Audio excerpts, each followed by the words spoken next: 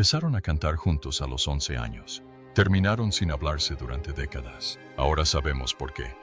Paul Simon componía todas las canciones mientras Art Garfunkel se llevaba todos los aplausos. Cuando Simon finalmente perdió la compostura, hizo algo imperdonable. Borró la voz de Garfunkel de su álbum de regreso y lo lanzó como proyecto en solitario. Pero ese no fue el verdadero punto de quiebre. Fue algo mucho más personal. En 1953, Paul Simon tenía solo 11 años cuando vio por primera vez a Art Garfunkel cantando en un concurso de talentos de cuarto grado en la Escuela Pública 164 de Queens. Vivían a pocas cuadras de distancia en un barrio mayoritariamente judío y se conocieron de verdad un par de años después, durante una obra de teatro de sexto grado de Alicia en el País de las Maravillas. Paul era el conejo blanco. Art era el gato de Cheshire. Art recordaba que Paul le parecía gracioso, inteligente y probablemente el chico más interesante del lugar. Su amor por la música los unió rápidamente. Pasaban horas escuchando la radio, sumergiéndose en los nuevos sonidos del rock and roll. Al poco tiempo, formaron un pequeño grupo de canto callejero con algunos amigos y se llamaron Los Peptones. Practicaban armonías, descubriendo cómo sus voces podían armonizar. Pronto, actuaban como dúo en eventos escolares, forjando la conexión que un día los haría famosos. Para 1957, ambos tenían solo 15 años cuando decidieron grabar una canción llamada Hey Schoolgirl. Reunieron $25 y fueron al estudio de grabación Sanders en Manhattan. La suerte los acompañó. Un promotor musical llamado Sid Prosen los escuchó por casualidad y quedó impresionado. Convenció a sus padres para que le permitieran ficharlos con su sello independiente, Big Records. Adoptaron el nombre de Tom y Jerry, un alias pegadizo inspirado en los dibujos animados, y se emocionaron mucho cuando un DJ conocido puso su canción en la radio. Hey Schoolgirl vendió más de 100,000 copias y llegó a las listas de Billboard. Incluso les consiguió un puesto en American Bandstand, algo muy importante en aquel entonces. Pero esa chispa inicial no se convirtió en un éxito duradero de inmediato. Sus siguientes canciones no triunfaron y la emoción empezó a desvanecerse. Aún así, fue un anticipo de lo que podría ser. La complicada relación de Simon y Garfunkel no comenzó durante su fama. Todo comenzó años antes, con un momento doloroso en 1958 que ninguno de los dos olvidaría. Tras graduarse de la preparatoria Forest Hills, ambos decidieron ir a la universidad por si sus sueños musicales no se hacían realidad. Paul Simon estudió inglés en Queens College y Art Garfunkel empezó con arquitectura en la Universidad de Columbia, para luego pasarse a historia del arte. En aquel entonces, aún estaban bajo contrato con Big Records bajo el nombre de Tom y Jerry. Garfunkel, el de Tom Graff, y Simon, el de Jerry Landis. Pero entonces, Simon hizo algo que quebró su amistad. Sin decírselo a Garfunkel, grabó y lanzó un sencillo en solitario bajo el nombre falso de True Taylor. La canción, Verdadero o Falso, salió en secreto. Cuando Garfunkel se enteró, se sintió traicionado. Esa sensación de traición resurgiría muchas veces a lo largo de los años. Incluso décadas después, Simon admitió que el recuerdo aún le dolía, sobre todo cuando recordó que Garfunkel dijo una vez, «Pase lo que pase, siempre seré más alto que tú». Pasaron los años y la escena musical folk estadounidense de principios de los 60 les dio una razón para reconectar. Era una época en la que el pop refinado estaba siendo reemplazado por canciones folk más crudas y emotivas. En 1963, 5 años después de su separación, volvieron a actuar discretamente, pero no usaron sus nombres reales. En su lugar, se hicieron llamar Kane y Gar y tocaron en pequeños locales de Greenwich Village, como el Gutes Folk City. Todo cambió cuando Tom Wilson, un conocido músico y productor de jazz afroamericano, los vio actuar. Wilson, quien también estaba ayudando a Bob Dylan a pasar del folk al jazz, vio algo especial en ellos. Les consiguió una audición en el estudio. Allí tocaron El sonido del silencio, una canción evocadora que Simon había compuesto en su baño con las luces apagadas y el agua corriendo para conseguir el sonido perfecto. Firmaron con Columbia Records bajo sus nombres reales y empezaron de nuevo. Fue el momento perfecto. La música folk se estaba volviendo más poética y política, al tiempo que la composición de Simon se profundizaba, pero su primer álbum oficial no tuvo éxito. Wednesday Morning, 3am, Se lanzó en octubre de 1964 y apenas se vendió. Solo se vendieron 3,000 copias. El sello discográfico malinterpretó el momento, calificándolo de nuevos y emocionantes sonidos de la tradición folk, justo cuando los Beatles y otras bandas británicas estaban tomando el control con guitarras eléctricas y ritmos de rock. La mayoría de las canciones ni siquiera eran originales de Simon, y el álbum se sintió anticuado de la noche a la mañana. Aplastado por el fracaso, Simon se mudó a Inglaterra para explorar su futuro como solista. Garfunkel regresó a la Universidad de Columbia a estudiar matemáticas. Parecía el fin. Simon incluso grabó un álbum en solitario en Londres. Ambos siguieron adelante. O eso creían. Entonces ocurrió algo extraño. En la primavera de 1965, las emisoras de radio universitarias de Boston y Florida empezaron a reproducir la versión original de El sonido del silencio. Tom Wilson se dio cuenta. Sin consultar al dúo, decidió remezclar la canción. Con músicos de estudio, añadió guitarras eléctricas, bajo y batería a la grabación original. Pero la pista no era fluida. Debido a que la original tenía problemas de tempo, los músicos de sesión tuvieron dificultades para mantener el ritmo. El ingeniero, Roy Haley, tuvo que usar efectos de eco para disimular el ritmo irregular. En septiembre, mientras Simon actuaba en Dinamarca, se enteró de que la canción remezclada estaba escalando posiciones en las listas de éxitos estadounidenses. Cuando finalmente la escuchó, se horrorizó. Le pareció que sonaba desorganizado y extraño, pero el público no estuvo de acuerdo. La canción alcanzó el número 1 el 1 de enero de 1966, tras 14 semanas en el Billboard Top 100. De repente, Simon y Garfunkel eran famosos. Y así, sin más, se vieron obligados a volver a unirse para grabar un nuevo álbum, Sounds of Silence, tras un éxito inesperado. En octubre de 1966, Simon y Garfunkel lanzaron su tercer álbum, Parsley, Sage, Rosemary, and Thyme. Fue un punto de inflexión para ellos. El álbum se mantuvo en las listas de Billboard durante casi 3 años y vendió más de 3 millones de copias. Durante ese tiempo, utilizaron un sistema de grabación de 8 pistas, lo que les permitió superponer sus voces limpiamente sin que la guitarra de Paul Simon interfiriera. El resultado fue un sonido mucho más pulido. Pero también hubo algunos problemas entre bastidores. La canción Scarborough Fair provenía de una antigua tradición folclórica inglesa que Simon había aprendido de un músico llamado Martin Carthy. Aunque era una canción centenaria, solo se le atribuyó a Simon y Garfunkel. Otra canción, Cloudy, fue coescrita con Bruce Woodley de los Seekers. Le pagaron, pero no apareció en los créditos del álbum. A pesar de todo, el álbum fue un gran éxito. Años más tarde, fue incluido en el Salón de la Fama de los Grammy y clasificado como uno de los mejores álbumes de todos los tiempos por la revista Rolling Stone. En junio de 1967, Simon y Garfunkel actuaron en el Festival Pop de Monterey. Fue un gran evento cultural, con artistas como Jimi Hendrix, Janis Joplin y The Who arrasando. Mientras otros destrozaban guitarras y les prendieron fuego, Simon y Garfunkel destacaban de una forma diferente. Su sonido suave y reflexivo recordaba a la gente sus raíces folk en medio del caos y la psicodelia. Algunos pensaban que su música no era lo suficientemente moderna para el momento, pero su actuación demostró que aún tenían un lugar importante en la cambiante escena musical.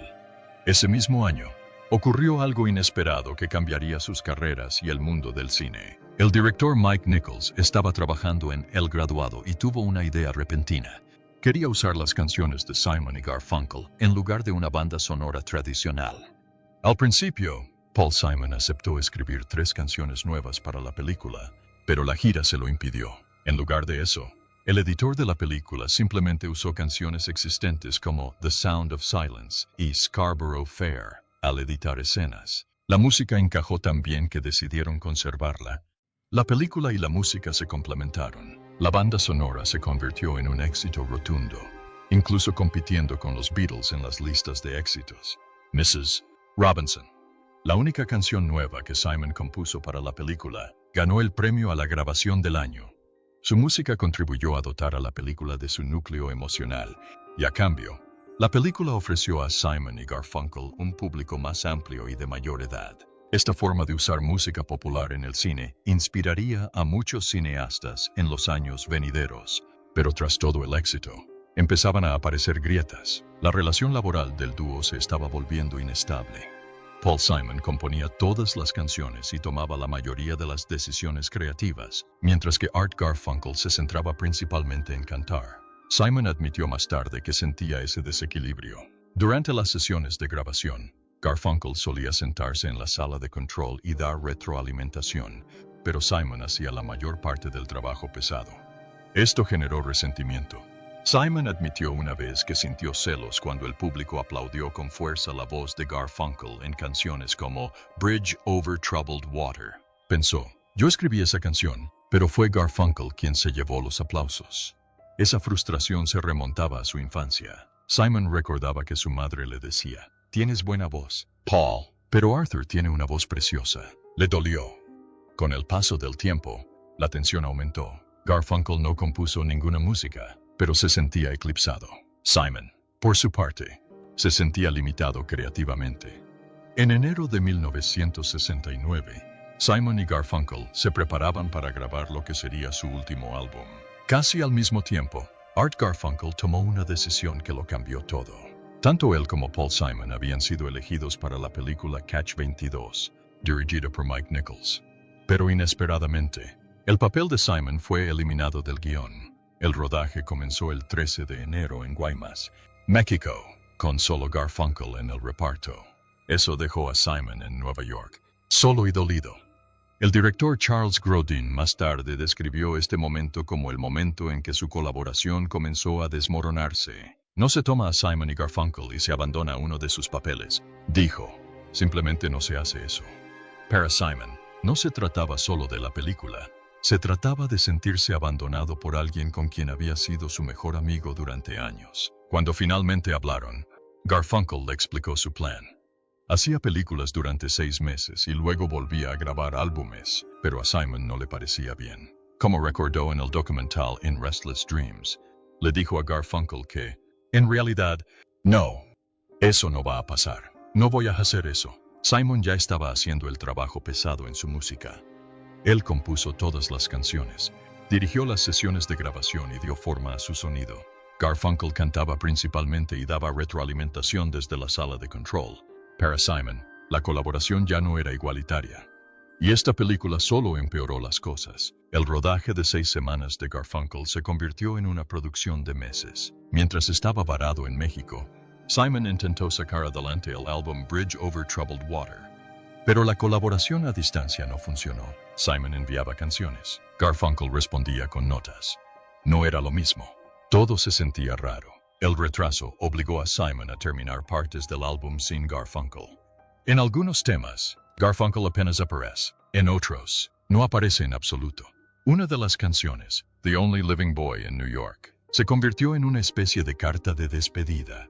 Simon lo escribió sobre Garfunkel, usando sus antiguos nombres artísticos como referencia. Tom, llega a tiempo con tu avión. Sé que tu papel saldrá bien.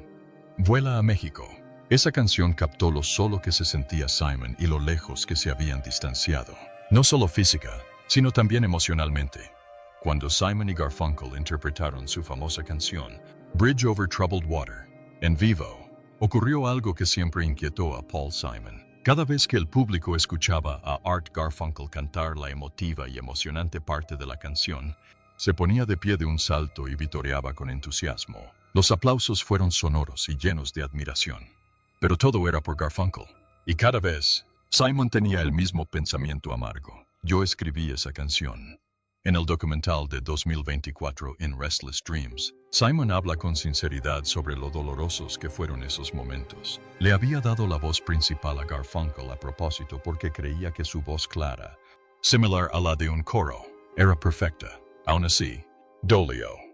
La gente celebraba la voz que escuchaba, no a la persona que creó la música y la letra. Con el tiempo, esas actuaciones se convirtieron en un recordatorio constante de que él era el compositor en segundo plano, mientras que Garfunkel se llevaba la atención. Esta frustración no era nueva para Simon. Tenía sus raíces en la infancia. Recuerda algo que su madre le dijo una vez y que lo marcó para siempre. Le dijo, tienes buena voz, Paul, Pero Arthur tiene una voz preciosa. Para él, esa simple frase se convirtió en una profunda herida. Lo hacía sentir como si siempre fuera el segundo. Cada vez que los críticos o los fans alababan la voz de Garfunkel, ese viejo comentario volvía a él.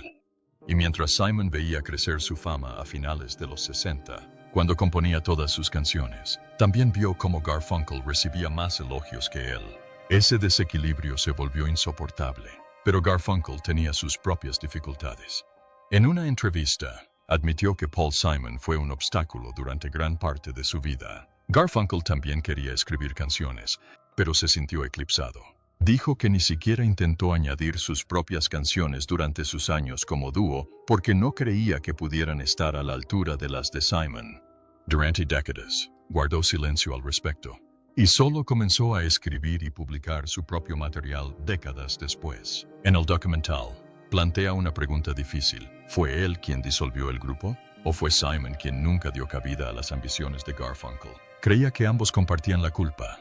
Finalmente, Simon admitió que su colaboración nunca fue igualitaria. Él era quien componía las canciones y dirigía las sesiones de grabación. Tomaba la mayoría de las decisiones sobre cómo debía sonar todo, desde las partes de guitarra hasta la batería. Garfunkel permaneció la mayor parte del tiempo en la sala de control con el productor, dándole su aprobación, pero rara vez modificando la música. La situación empeoró durante la grabación de Bridge Over Troubled Water. Garfunkel se marchó para actuar en la película Catch-22, y el rodaje se alargó más de lo previsto. Simon se frustró cuando Garfunkel no pudo regresar a tiempo para terminar el álbum. El retraso, la tensión creativa y el desequilibrio entre ellos se acumularon. En el verano de 1970, en el Forest Hills Stadium de Queens, Nueva York, ocurrió algo discreto pero importante. Paul Simon y Art Garfunkel subieron juntos al escenario para lo que sería su último concierto como dúo. El público desconocía que esta noche marcaría el fin de una de las colaboraciones más queridas de la música.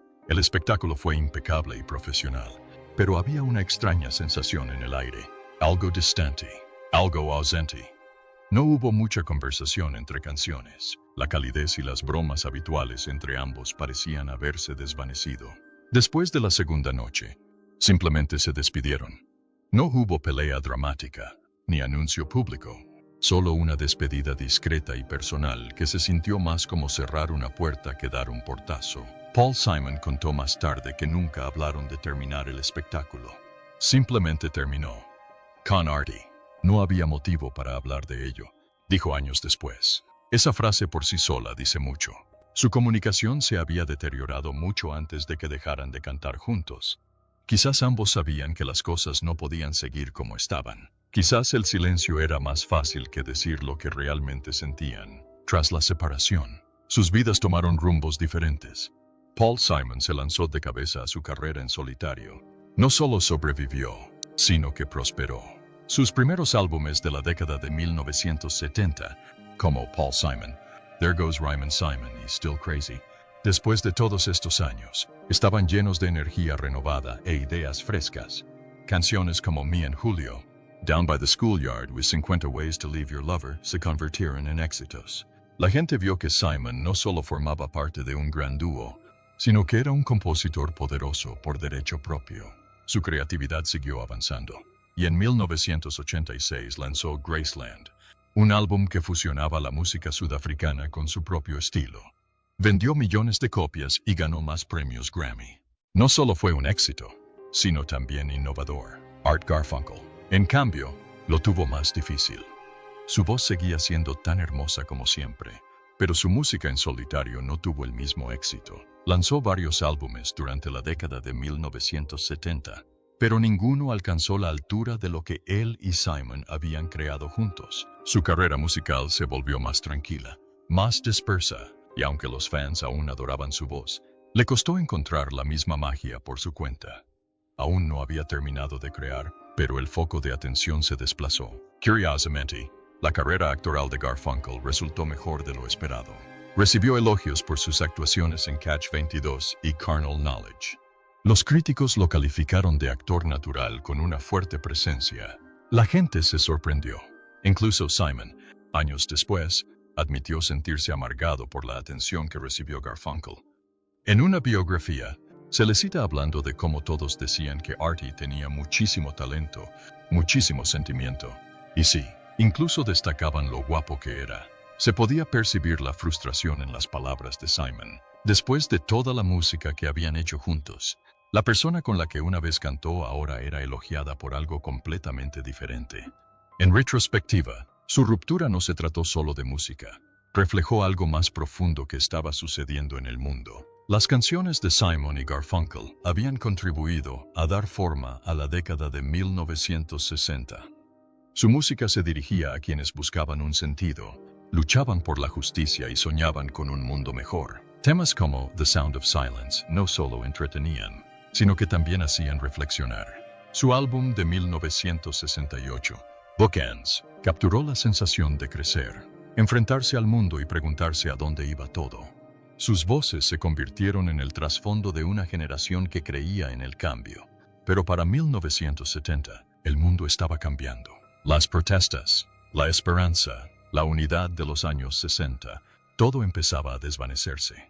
La gente se estaba retrayendo. Los grandes movimientos se estaban convirtiendo en viajes personales. El último álbum del dúo, Bridge Over Troubled Water, era más que un simple disco. Fue como la despedida de una era y el comienzo de otra. La canción principal, llena de consuelo y tristeza, parecía reflejar ese cambio. Se mantuvo en lo más alto de las listas de éxitos durante años, justo cuando la sociedad aprendía a vivir con otra música y otra esperanza. Tras su amarga separación en 1970, Paul Simon y Art Garfunkel se reunieron en 1975 para una canción titulada My Little Town. Fue su primera colaboración importante desde que se separaron, pero en lugar de unirse como un verdadero dúo, grabaron la canción por separado, lanzándola cada uno en su propio álbum en solitario. La canción fue un éxito. Alcanzó el número 9 en el Billboard Hot 100 y encabezó la lista de música contemporánea para adultos durante 2 semanas. Aún así, la reunión se sintió más como una decisión empresarial que como un regreso sincero. Simon incluso dijo que escribió la canción para darle un tono más oscuro, diciéndole a Garfunkel que estaba cantando demasiadas canciones dulces. La interpretaron en Saturday Night Live, pero poco después volvieron a sus respectivas carreras. El álbum de Simon ganó un Grammy, pero su breve momento juntos no curó viejas heridas. Solo dejó más claro lo diferentes que se habían vuelto. Unos años después, en 1981, lo volvieron a intentar. Esta vez, fue un concierto multitudinario en Central Park. 500,000 de personas acudieron a verlos actuar. Fue uno de los conciertos más grandes de la historia de Estados Unidos. El evento, cuyo objetivo era recaudar fondos y atraer la atención del parque, se convirtió en un hito cultural. Interpretaron 21 canciones, comenzando con Mrs. Robinson, mientras el cielo se oscurecía sobre Nueva York. A los fans les encantó, y el éxito los llevó a una gira mundial. Pero entre bastidores, todo se desmoronaba. Garfunkel comentó más tarde que fue emocionante estar frente a una multitud tan grande, pero Simon admitió que durante la mayor parte de la gira no se hablaron.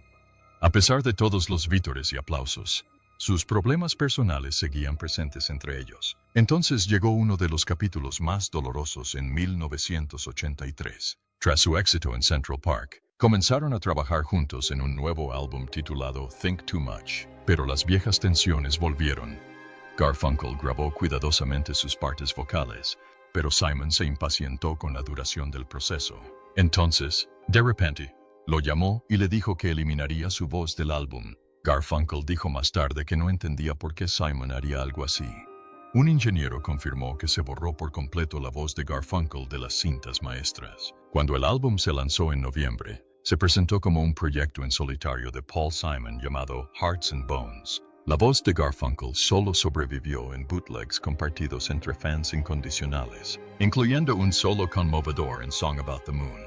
La traición fue muy dura y agravó aún más una relación que ya estaba llena de ellos. Para 1993, las cosas habían ido de mal en peor.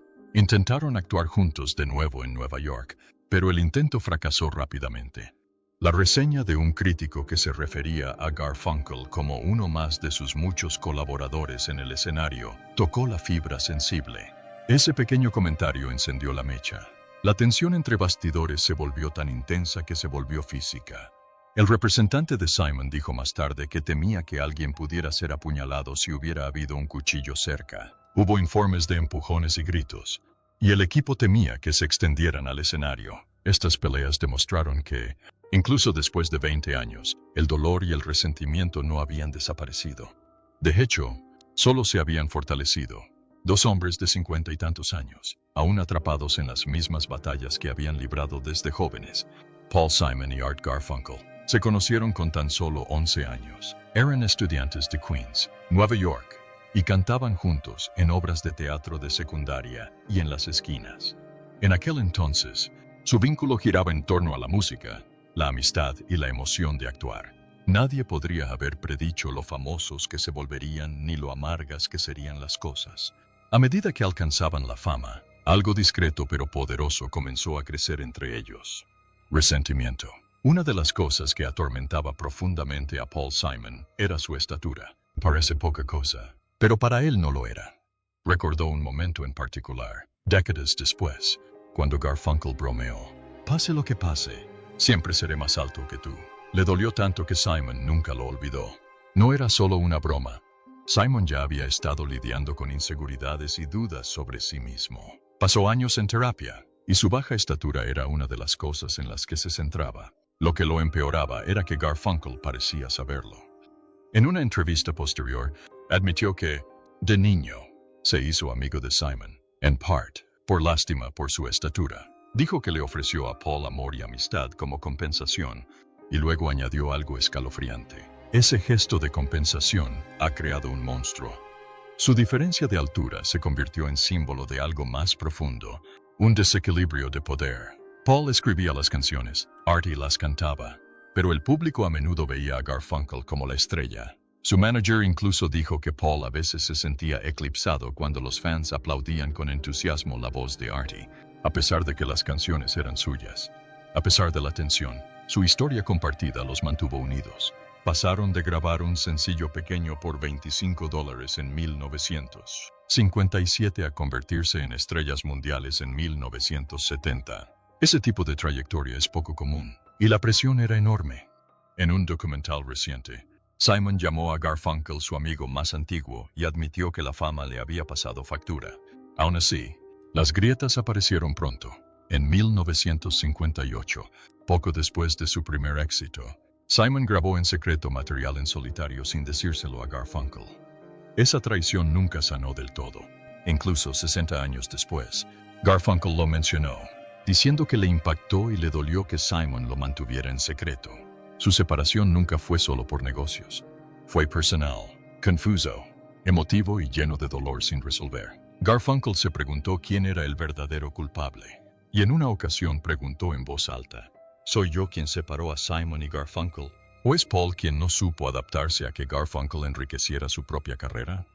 Parecía frustrado porque la gente lo veía solo como la voz de Simon, en lugar de como un compañero igualitario. Finalmente, admitió algo doloroso: sí que lo herí, y quería hacerlo. Simon, por su parte, ya había llegado a una conclusión diferente. Para él, su ruptura era inevitable. En una entrevista, dijo que los dúos no permanecen unidos. Comparó su separación con otras rupturas legendarias, como la de Lennon y McCartney, o la de los Everly Brothers. Y cuando los dúos se reúnen, dijo, no se trata de la música, sino del negocio. Aún así, siguieron volviendo juntos, al menos por un tiempo. Su concierto de reunión de 1981 en Central Park atrajo a más de 500,000 personas. Pero para 2016, Simon ya no tuvo paciencia. No nos llevamos bien, dijo sin rodeos. No es divertido. Cuando una gira final en 2010 tuvo que cancelarse debido a los problemas vocales de Garfunkel, Simon lo tomó como la gota que colmó el vaso. Dijo que nos había decepcionado a todos. Ya no podía confiar en él. Al final, su historia fue brillante, hermosa y amarga. Dos chicos de Queens cambiaron la historia de la música, pero no pudieron superar el dolor que supuso crecer juntos y distanciarse.